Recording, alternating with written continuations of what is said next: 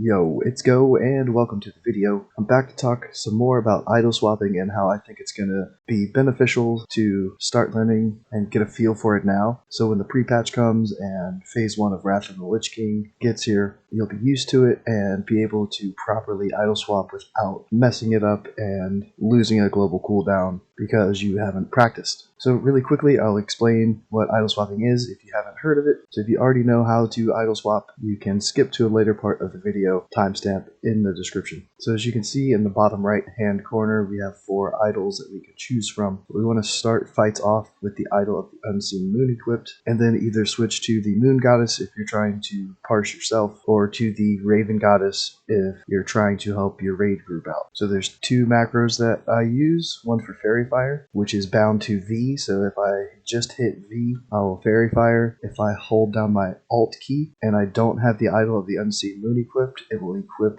that idol. So let's say I have Moon Goddess on. If I hit V, it keeps the Moon Goddess idol on. If I hit Alt and then V, it will switch to the Unseen Moon. And then the other macro that I use is for Moonfire, which every single time I hit Moonfire, if I don't have the idol of the Moon Goddess on, it will switch to that idol of the Moon Goddess. If it's already on, I can spam it.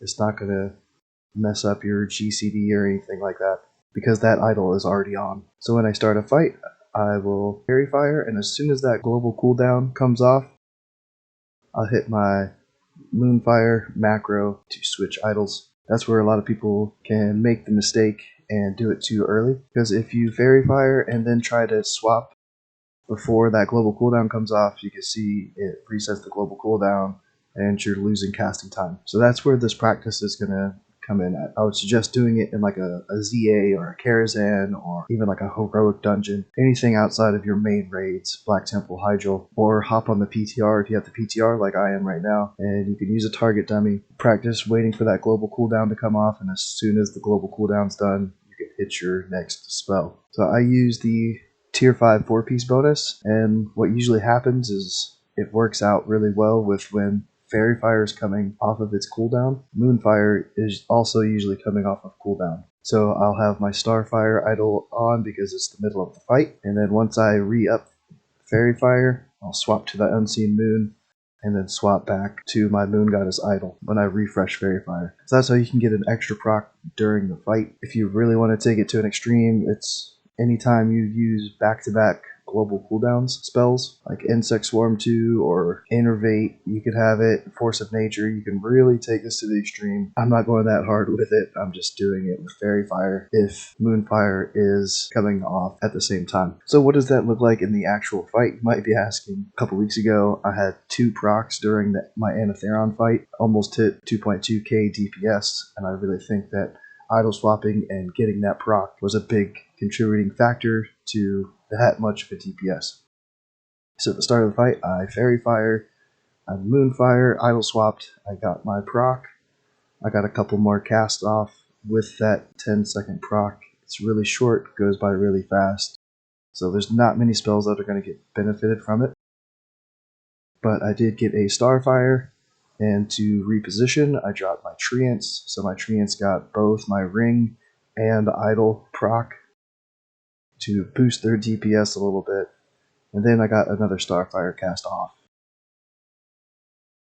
So 2 Starfires and a Force of Nature for the first idol. And then later on in the fight, the first Fairy Fire was expiring, so I swapped to the Unseen Moon idol with the Fairy Fire, swapped back to the Starfire idol with my Moonfire, and got my second proc. So since this is the middle of the fight, it's usually just a bunch of Starfires that you're going to be casting. So I got a couple Starfires off with that idol proc bonus. So how will this benefit us in the pre-patch and in Wrath? Well, right now there's an idol that gives additional damage to Wrath, the idol of the Avenger, and the idol of the Raven Goddess will change. And the way I'm interpreting it is it's only going to be an increase to our personal spell crit, not the group spell crit anymore. But at level 70, it gives 1.81% crit, so that might be useful when we start off the fight and we're casting on Wraths. If we're good on crit, if we're feeling okay with how much we have, then we can use this Wrath idol at the start of the fight. So Fairy Fire is going to be a 5-minute duration